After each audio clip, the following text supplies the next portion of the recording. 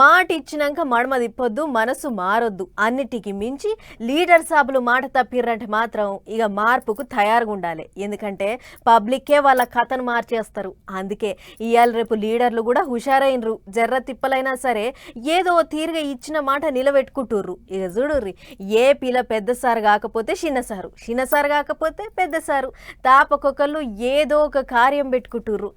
5 ఏళ్లలో 20 లక్షల కొలువులు ఇయ్యాలంటే మరిగా ఇరుగమారగా పెట్టుబడులు తేవాల్సిందే. కొత్త కొత్త కంపెనీలకు రిబ్బన్లు కత్తిరియాల్సిందే.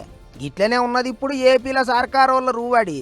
పెద్ద సారు కాకపోతే చిన్నసారు, చిన్నసారు కాకపోతే పెద్ద సారు, మొదం యాన్నో ఓ కాడ రాష్ట్రాన్ని ఎగురపెట్టే కార్యం చేస్తూనే ఉన్నారు. గిట్లనే తొలుత కర్నూలు జిల్లాలో 800 మెగావాట్ల క్లీన్ ఎనర్జీ ప్రాజెక్టుకు టెంకాయ కొట్టిండు ఐటీ మంత్రి లోకేష్ సారు. పత్తికొండ దిక్కు 400 మెగావాట్ల సోలార్ కరెంటు ప్రాజెక్టు పనులు చాలు చేసిండ్రు. అటు అనంతపురం జిల్లా కనేకల్లు దిక్కు 3500 కోట్లతోని 400 మెగావాట్ల విండ్ పవర్ ప్రాజెక్టు పెడతారట. అంటే గాలితోని కరెంటు తయారు చేస్తారా అన్నట్టు. అట్లనే 4000 మంది కొలువులు వస్తాయట. ఇక క్లీన్ ఎనర్జీ అంటారు కదా, అంటే ఎసవంటి గాలి కాలుష్యం, నీళ్ళ కాలుష్యం, భూమి కాలుష్యం లేకుండా కరెంటు తయారు చేసుడు అన్నట్టు. ఇక అది అట్లుంటే ఓ దిక్కు కొత్త కంపెనీలకు టెంకాయలు కొట్టే కార్యమే కాదు, జిల్లాల పొంటి తిరుగుకుంటా పార్టీ లీడర్లతోని మాట ముచ్చట్లు కూడా చేస్తాడు మంత్రి సారు.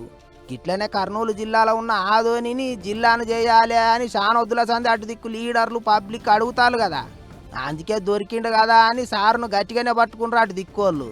అయితే ఆదోనిని జిల్లా చేస్తామని ఎప్పుడు చెప్పనే లేదు, పాదయాత్ర చేసేటప్పుడు కూడా హామీ ఏమి ఇయ్యలేదు కదా అన్నట్టు చెప్పుకొచ్చిండు మంత్రి సారు. కాకపోతే నియోజకవర్గాల పునర్విభజన అయినాక ఏమన్నా ఉంటే పరిశీలన చేస్తాం, ఏదో ఒకటి చేస్తాం అన్నట్టు మాటిచ్చిండు సారు. మరిగా చూడాలి అప్పుడు ఏం చేస్తారో. మొత్తానికైతే ఓ దిక్కు కంపెనీలు చాలు చేసుడు, ఇంకో దిక్కు పార్టీని సాగబెట్టుడు, రెండు పనులు రేవు పొంటి చేసుకుంటూ పోతాండు మంత్రి లోకేష్ సారు.